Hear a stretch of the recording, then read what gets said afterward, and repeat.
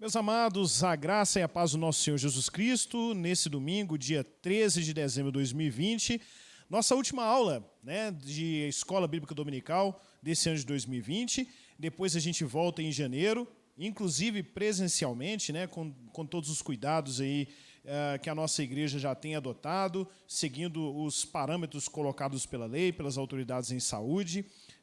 E, normalmente, o público da Escola Bíblica Dominical é normalmente menor do que um público que assiste o culto aos domingos.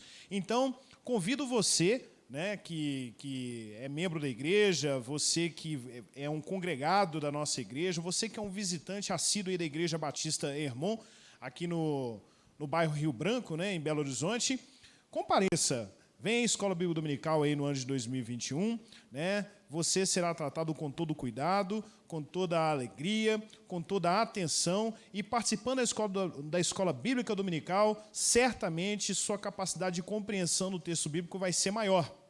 Tá ok? Bom, enfim, nesse dia de hoje, nessa última aula, eu gostaria de fazer um pequeno link.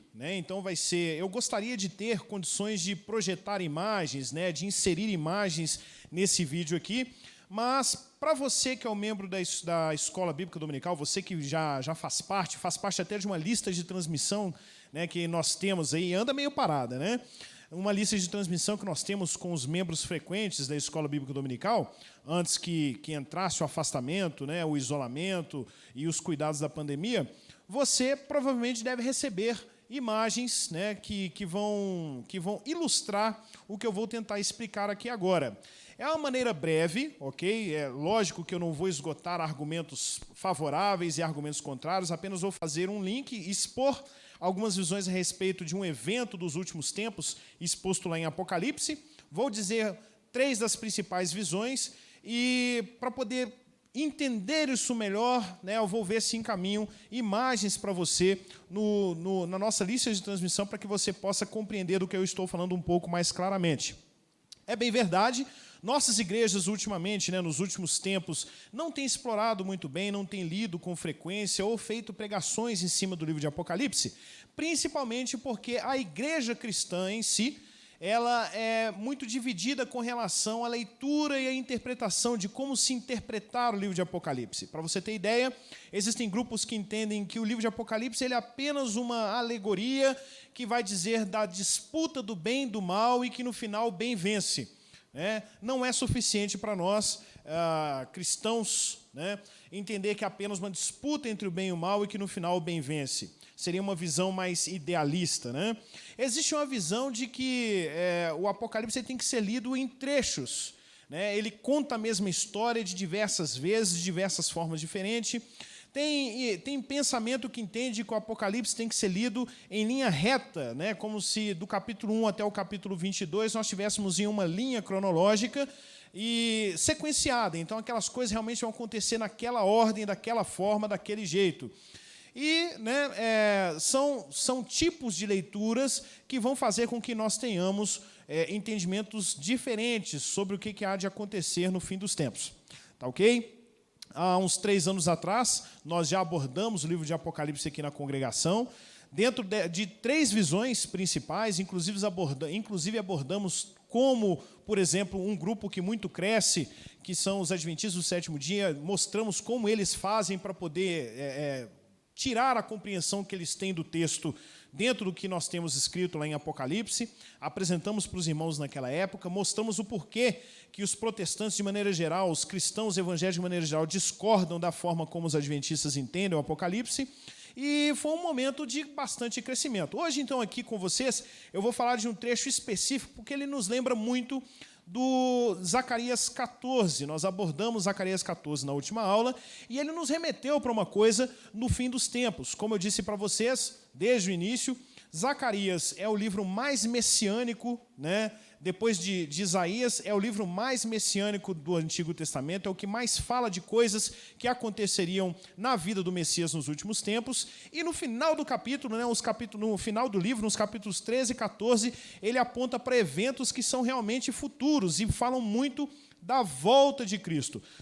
Zacarias ainda não tinha compreensão de Cristo na época. Sabia-se que eles esperavam o Messias. Cristo é a palavra grega para Messias, Messias é a palavra hebraica que significa ungido, né, o escolhido. Então, o pessoal na época de Zacarias, o povo judeu na época de Zacarias, já sabia que a qualquer momento, quando se tivesse de cumprir a palavra de Deus, as profecias divinas, uma hora Deus mandaria um ungido, alguém que seria rei sobre todo o povo de Israel, restauraria a vontade de Deus em cima do povo, né, restauraria o domínio de Deus sobre o seu povo, e assim todos voltariam para Deus, atentos para a vontade dele, cumprindo a lei dele, cumprindo os preceitos determinados por Deus ao longo do tempo, e tudo ia ser santificado, a vida na terra seria aperfeiçoada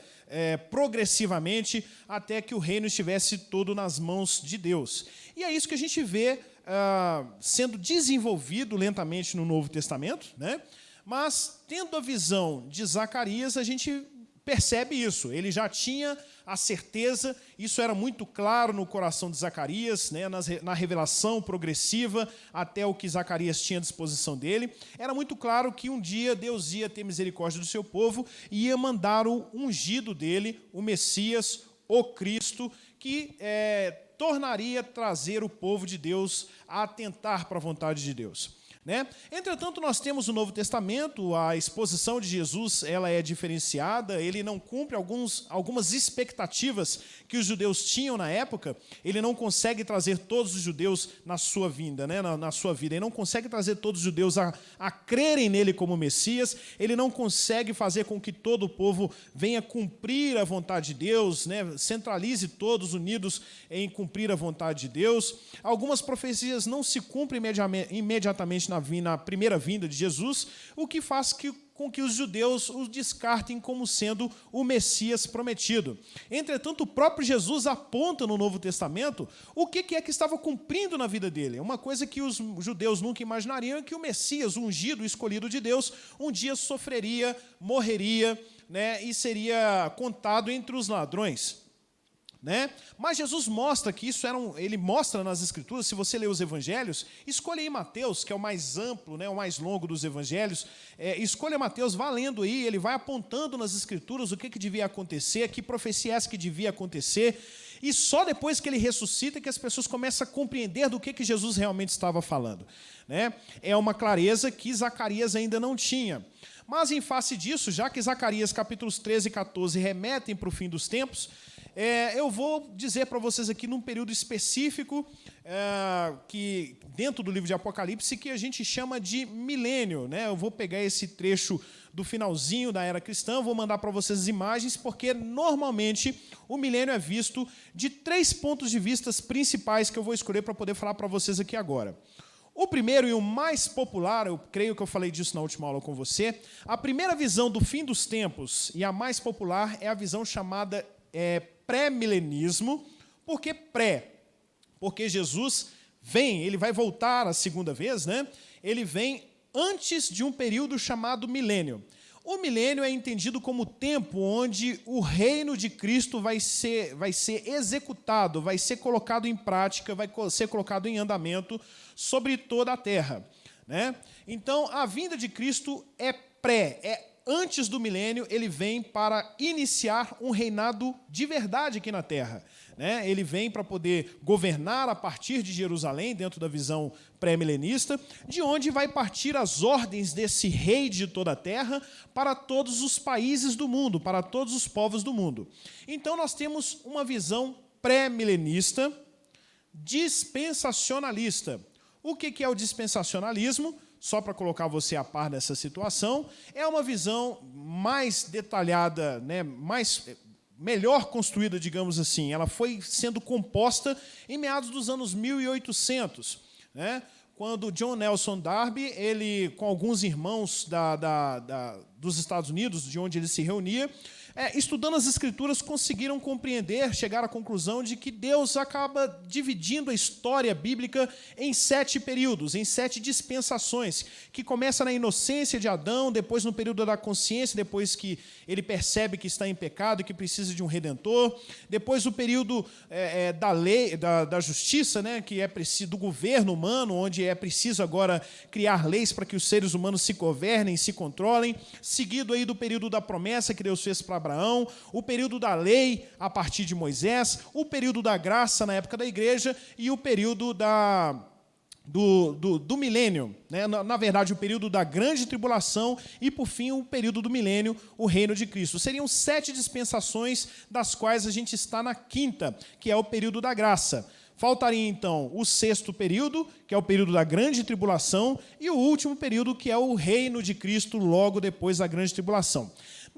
Nessa visão dispensacionalista, a gente ainda está na era da igreja, na era da graça, e isso está muito claro nas Escrituras, há um tempo chamado, o tempo da angústia de Jacó, há um tempo chamado de grande tribulação, onde a ira de Deus vai se abater sobre os pecadores desse mundo, e onde vão se cumprir aquelas pragas, aqueles juízos pesados que nós vemos ao longo do livro de Apocalipse. Isso, estou explicando para você, é a visão dispensacionalista, ela é a mais comum entre os cristãos ao longo do mundo, né, os protestantes do mundo, ela é a mais comum, ela é a mais aceita no meio da igreja brasileira, né, por todo o público da igreja brasileira, sustentada por grandes igrejas de renome, dentre elas principalmente a Assembleia de Deus.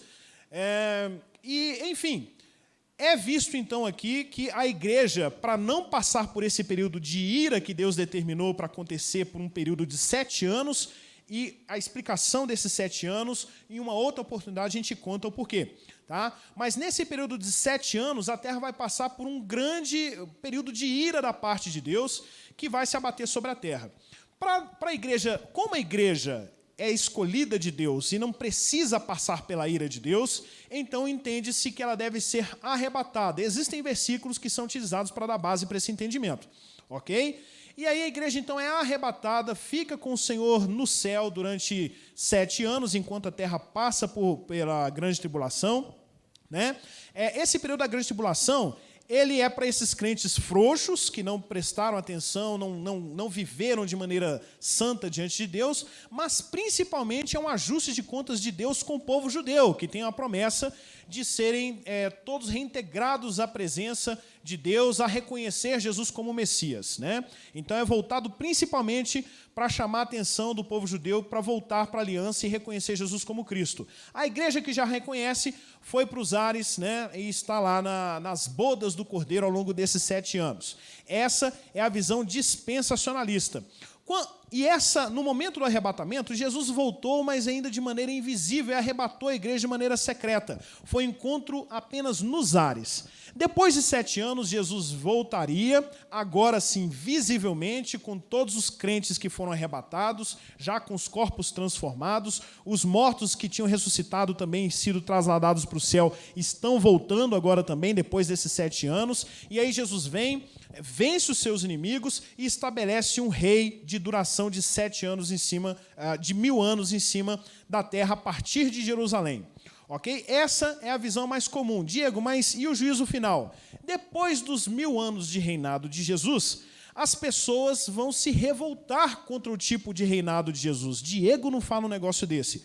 Pois é isso aí que está dizendo a teologia dispensacionalista e também a outra que eu vou dizer para vocês logo mais. Né? Então, esses 1000 anos de reinado de Cristo é um reinado de perfeição, é um reinado onde o pecado reduz ao mínimo, onde as doenças reduzem ao mínimo, onde a fartura da terra é elevadíssima, onde a terra, os povos da terra gozam de profunda prosperidade. Né? Então, é um período de quase perfeição. Né? Mas ainda existem pessoas descrentes nessa terra. Com a vinda de Cristo, não são todas essas pessoas que morrem, pelo menos não na visão do pré-milenismo, né, que tem essa visão aí do reinado de Cristo na face da terra. E aí, meus irmãos, nessa última revolta, no finalzinho do reinado de Cristo, e aí você consegue enxergar isso aí na leitura literal de Apocalipse 20, as pessoas se revoltam contra Cristo e Deus manda fogo dos céus e estabelece ali, então, o juízo final. No juízo final, quem tem o nome no livro da vida entra no novo céu e nova terra, quem não tem vai para a punição eterna no lago de fogo. Essa, então, é a linha do pré-milenismo dispensacionalista. Onde que está a diferença dele para pré-milenismo clássico, que eu vou explicar mais tarde? A diferença está nessa questão de Cristo vir, a segunda vinda de Cristo, ser dividida em duas fases. Uma, onde ele vem invisivelmente, ele vem em cima das nuvens, o povo da terra não vê, e os crentes são arrebatados antes da grande tribulação. Ok? E aí, o que acontece, então? Depois tem a segunda parte, de fato, a segunda vinda de Cristo, onde ele vem com os pés na terra, como disse lá o Zacarias, com os pés no Monte das Oliveiras, e de lá ele restabelece, rearticula toda a estrutura da terra, eleva a situação de Israel como nação escolhida, e de lá ele começa a emitir a ordem para todo o povo da terra, começa a governar todo o universo a partir de Jerusalém, restaurando a perfeição das coisas. Mas ainda não é o estado totalmente perfeito. Diz Coríntios que quando Cristo tiver vencido tudo e colocado a morte, inclusive submetido à morte sobre seus pés, aí sim ele pega o reino que ele restaurou, que ele construiu, e entrega na mão de Deus para que Deus seja tudo em todos, inclusive Jesus subordinado a ele, e o reinado seja agora sim a eternidade, no estado de perfeição. Você vai compreender isso melhor quando eu mandar as imagens para você que faz parte da lista de transmissão. Certo? Essa é a visão dispensacionalista. Tem uma outra visão, ela é mais comum entre os reformados. Os reformados são principalmente no meio brasileiro, né? Os congregacionais, os luteranos, os presbiterianos e os metodistas. Tá? Esse grupo são os reformados históricos, vou usar essa linguagem de maneira bem clara. Essa visão ela é a mais simples de todas. É a mais simples de todas. Ao adotar essa visão, você consegue entender muito bem a cronologia. Vocês viram aqui que no dispensacionalismo tem muitos detalhes cronológicos. Na visão do amilenista, Cristo reina sim, mas ele está reinando desde o dia em que ele foi para os céus e se assentou no trono de Deus, se assentou à destra de Deus. Então, desde esse dia, Cristo está reinando sobre a sua igreja, no coração dos seus santos, restringindo a ação de Satanás para impedir, que tenta impedir o avanço do evangelho. Satanás, então, desde esse dia, está vencido e preso. Ok? O amilenismo, então, Deus não dividiu a época em eras, no máximo em alianças. Deus fez uma aliança de obras com Adão. A única coisa que ele precisava cumprir é obedecer a ordem de não comer da árvore que estava no centro do jardim, e ele falhou com essa única ordem. Depois disso, Deus começou a aliança de graça, sempre dando ao homem mais do que o homem merece, do que o homem merece mesmo, porque o que o homem merece seria juízo de Deus. E aí Deus dá a ele misericórdia, Deus permite com que ele sobreviva, continue existindo na face da terra, e isso já é graça. Uma aliança de graça que Deus fez a partir do momento em que ele tira o homem do jardim do Éden, permite ele viver, mesmo que sendo um pecador indigno, e isso vem se estendendo até os dias de hoje, essa aliança renovada com o sangue de Cristo, com a morte, com o sacrifício de Cristo como o nosso Cordeiro Pascal. Então nós temos no máximo duas alianças, uma aliança de obra e uma aliança de graça dentro dessa visão amilenista. E dentro dessa visão amilenista, quando Cristo vem, prega para os crentes, prega principalmente para os judeus, que Jesus não saiu lá do meio dos judeus, Quem saiu de lá foram os apóstolos, depois que Jesus ressuscita e dá ordem para eles. Vocês vão a todas as partes do mundo pregando o evangelho. Quem crê e for batizado será salvo. Em todo o mundo, ensinem eles a serem os meus discípulos. Está lá no fim do livro de Mateus, não é mesmo? Mateus 28. E aí, então, meus irmãos, a visão amilenista é mais simples. Estamos na era da graça. Sempre estivemos desde que Deus permitiu a Adão sobreviver ao pecado, digamos assim, permitiu a humanidade sobreviver depois do pecado. Estamos na era da graça. Principalmente agora estamos na era da igreja. Um belo dia, sem aviso, não há mais, situações que contenham Jesus antes dele vir. Simplesmente, no dia determinado por Deus, Jesus aponta nas nuvens, todas as pessoas o reconhecem, e ele vem, ressuscita os santos e os não santos. Quem é santo vivo, quem é crente vivo, terá o seu corpo transformado, e Cristo inicia ali mesmo o juízo final. Então não tem esses vários detalhes que eu contei no ponto de vista do dispensacionalista. Né? Então Jesus vem de uma vez, ressuscitam todos os mortos de uma vez só, não tem distância de horário de separação, de ressurreição entre esses grupos, e aí então Jesus estabelece o juízo final, Deus julga as pessoas e começa então o estado eterno. Quando você receber a imagem que eu vou mandar a você aí da lista de transmissão, você vai notar então que é uma linha que tem a era da igreja, Jesus volta, nós temos a eternidade, porque nesse momento em que Jesus volta nós temos o juízo final, tá bom? Nós temos uma terceira visão, que foi de onde saiu o dispensacionalismo, né? E talvez, é importante explicar isso para você, porque talvez isso se encaixe em uma das visões de Zacarias. A que aparentemente mais se encaixa com a visão de Zacarias é essa que chama pré-milenista histórica, ou pré-milenista clássica, né? Ela tem detalhes como tem a do dispensacionalista, só que por que ela chama histórica? Porque ela foi uma das primeiras a surgir no meio da história da igreja. Então Jesus morreu, ressuscitou, né, foi para a destra de Deus o Pai, os apóstolos ficaram na terra, né, distribuindo a mensagem, fazendo missões apostólicas como Cristo determinou que deveria ser.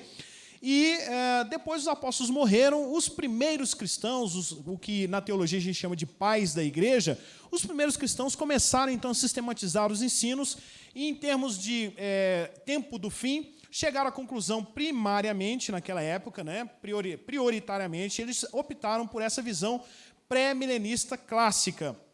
Onde que ela diferencia da pré-milenista dispensacionalista, que é bem mais recente? É que não tem esse arrebatamento secreto 7 anos antes, entendeu? Nós temos, então, uma história onde nós estamos na era da igreja, né? E aí a igreja começa a atravessar a grande tribulação, porque a grande tribulação ela não é apenas a ira de Deus contra os pecadores, também a ira e a revolta dos pecadores contra a igreja.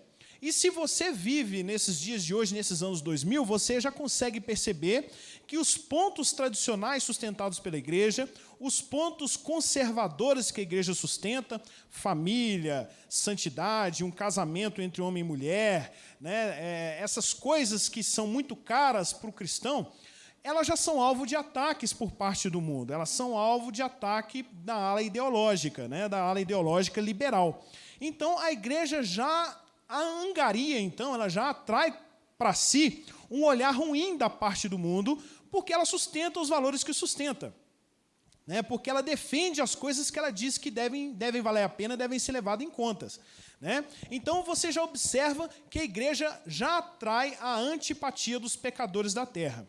No período da grande tribulação, é o período máximo de maior dureza, de maior embate do anticristo, né, do homem do pecado, na tentativa de destruir o povo de Deus, de submeter o povo de Deus à perseguição. Isso já era previsto, mesmo lá no Antigo Testamento, os judeus já sabiam que eles atravessariam um período de grande angústia, chamada angústia de Jacó. Né? Essa angústia de Jacó seria um período na terra onde o povo judeu, na visão do Antigo Testamento, seria cercado por todos os povos, sofreria oposição de todas as nações da face da terra, buscando destruir o povo judeu. E aí o que aconteceria? Deus é que surgiria para poder dar o livramento desse povo, né? Mandaria o seu Messias, restauraria a união do povo judeu, a visão do povo de Deus de que Deus é um só, e não só do judeu, mas de todo o povo na face da terra, e restauraria lentamente a vontade de Deus na face da terra, a restauração de todas as coisas, dos seres, da natureza e tudo mais. Essa é a visão no Antigo Testamento, e aí sim nós teríamos uma era onde os judeus seriam de fato o povo escolhido de Deus, um povo que se sobressairia e que dali sairiam então as ordens de Deus para todos os povos da terra. Isso você consegue observar quando você lê Zacarias 12. Tá? Mas voltando à visão do pré-milenista histórico, não tem esse arrebatamento pré-tribulacional. A igreja atravessa o período da grande tribulação. E por isso que o início do livro de Apocalipse fala ali no capítulo 2 e 3, o tempo todo, a seguinte frase: aquele que vencer e vem a recompensa logo depois. É aquele que vencer a grande tribulação, aquele que se manter de pé, pela graça de Deus, é aquele que resistir até o final. Mas por que tanto incentivo para resistir até o final? Porque não há de ser um período fácil de ser atravessado. Então, qual que é a diferença do dispensacionalista para o histórico? A diferença é que o dispensacionalista entende que tem um arrebatamento antes da grande tribulação, certo? 7 anos de separação, 7 anos com a igreja lá no céu, e aí Jesus volta com a igreja. O pré-milenista histórico não entende assim. Entende que nós atravessaremos a grande tribulação, e aí Cristo aponta nas nuvens, todo olho vê, todo olho enxerga, as pessoas chorarão por ele como por um filho único, e Jesus, então, descendo das nuvens, arrebata a sua igreja para encontrar com ele nas nuvens. Então, nesse mesmo instante, a igreja é arrebatada, os mortos são transformados e sobem também. Na verdade, eles são arrebatados primeiro, os mortos são transformados primeiro, ressuscitam primeiro. No segundo seguinte, os vivos também são transformados e todo mundo encontra com o Senhor nos ares. E agora, Diego? Agora, a função, o domínio disso é a volta de Cristo, que nós temos determinada nas próprias profecias de Jesus, que nós temos a segunda vinda dele, a volta dele, o retorno dele. Então, o movimento principal aqui não é de subida da igreja, e sim de descida de Cristo. Os mortos e os vivos, e as pessoas que estiverem vivos, os santos, eles são, então, arrebatados, se encontram com o Senhor nos ares, mas o movimento predominante aqui é a da vinda de Cristo. Se encontram com o Senhor nos ares e eles descem, então, em direção à terra. O movimento dominante aqui é a da volta de Jesus. E por quê? Jesus tem que vir para cumprir a profecia de estabelecer um reino na terra. É o que o Apocalipse chama de milênio. O reino não chama de milênio, mas é ali o Apocalipse 20 fala que é um período de 1000 anos. E a teologia acabou classificando como milênio. E o que acontece no milênio? Aí sim, novamente, a visão do dispensacionalista com a visão do histórico se encontram novamente. Jesus vem, cria um reinado na terra. Não precisa ser de 1000 anos literais, mas é um reinado bem longo, onde é possível ele restaurar, então, a crença das pessoas no único e verdadeiro Deus, fazer com que as pessoas percebam que só existe esse Deus e que ele tem vontades e que elas têm que ser cumpridas, E Deus, então, vai restabelecendo e restaurando a perfeição das coisas nessa terra ao estágio de quase perfeito. Mas aí as pessoas, então, se revoltam de novo contra o nosso Deus, porque Satanás é liberado lá da prisão dele, lá em Apocalipse 20 você pode ver depois. E aí é preciso, então, estabelecer o juízo final. Agora não tem mais jeito, Então, se você observar, o milênio ainda é um período de misericórdia. Ainda é um período, se assim a gente pode dizer, ainda existe, por assim dizer, uma chance no pós-milênio. É onde os judeus se converteriam, veriam que ele de fato é o Messias, que ele voltou em glória, que ele venceu todos os oponentes do povo de Deus. E aí é um período ainda de conversão, podemos dizer dessa forma. E de onde surge a ideia de que precisa haver o milênio, meus irmãos? Eu reconheço, nós somos uma igreja batista. Nesse ponto, a visão é bem diversificada na nossa congregação. Temos aqui dispensacionalistas, temos aqui amilenistas e temos também os pré-milenistas históricos. O que é que alguns teólogos dizem? A gente vê na Bíblia um período de imperfeição, que é esse período em que vivemos, e nós vemos um período de eternidade perfeita. Isso é muito claro ao longo de toda a Bíblia. Entretanto, existe um período que não é igual a esse que nós estamos vivendo, é muito melhor do que esse que nós estamos vivendo, mas ainda não é a perfeição completa do pós-juízo final. A esse período, nós chamamos de milênio. É um período muito diferente dos outros dois extremos, a imperfeição que nós estamos vivendo e a perfeição do pós-juízo final, novos céus e nova terra. Esse é o período do milênio, o período onde Cristo governa lá de Jerusalém, assim que ele volta. As pessoas que se encontraram com ele nos ares por ocasião desse arrebatamento imediato, a vinda dele imediata, essas pessoas é que governarão com ele e reinarão com ele sobre todos os povos da terra. E se você parar para observar, por que eu dei toda essa explicação? É importante que em Zacarias 14 você perceba que provavelmente é mais ou menos assim que Zacarias enxerga o tempo do fim. você vê que em Zacarias 14, a partir do versículo 1 até o versículo 8, mais ou menos, você vê uma situação de grande dificuldade, de grande angústia que o povo judeu ultrapassa, né, vai passar.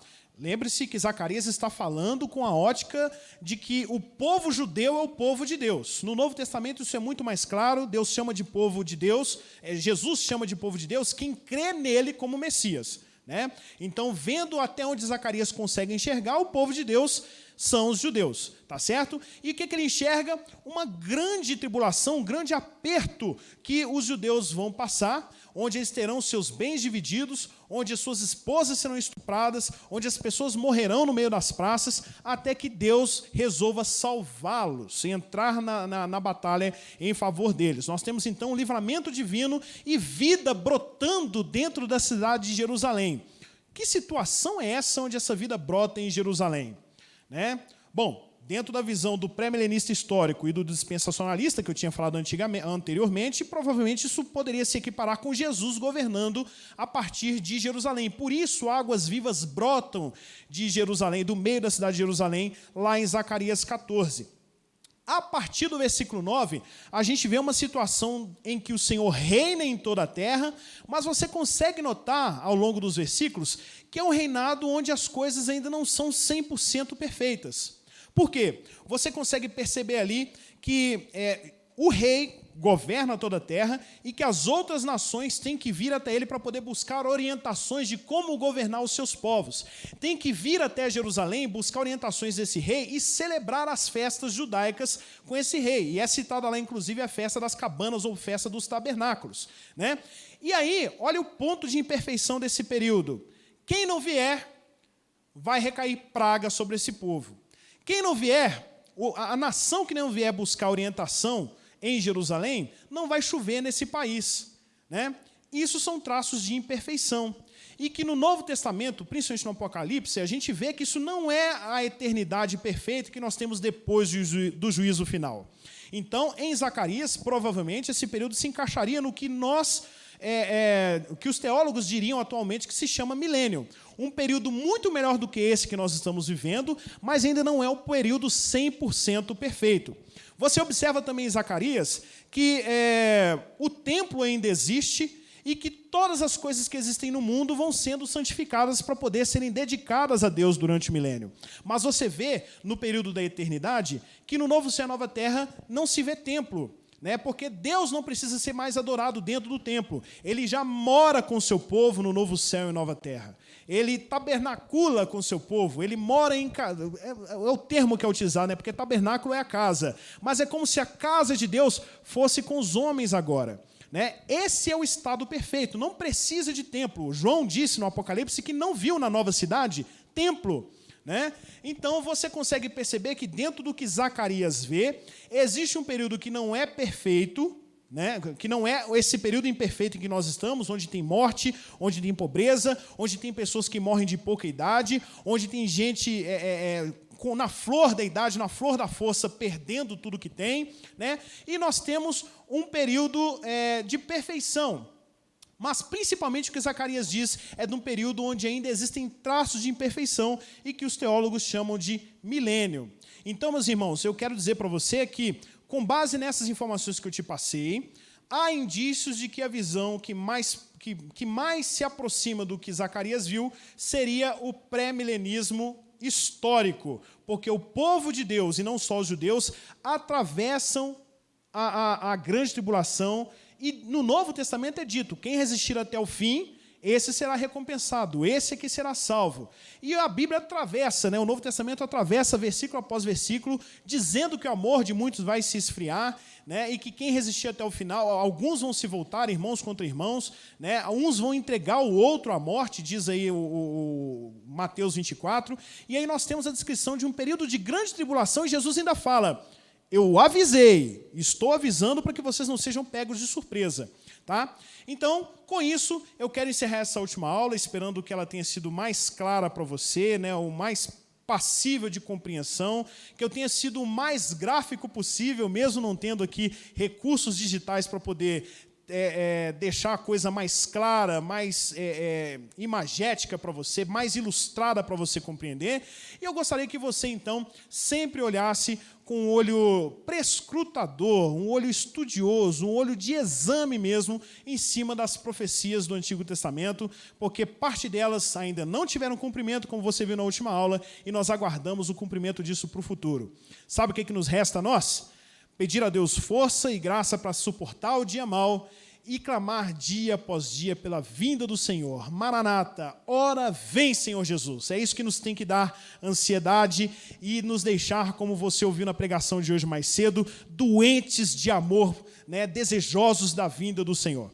Que o Senhor Jesus te abençoe, tenha uma ótima festa com a sua família no Natal, no Ano Novo, cuide-se, tá ok? Adote as posturas de segurança, de saúde, de cuidado, de amor com seus familiares, mas não afaste-se da presença de Deus. Que o Senhor te abençoe, um excelente fim de ano de 2020.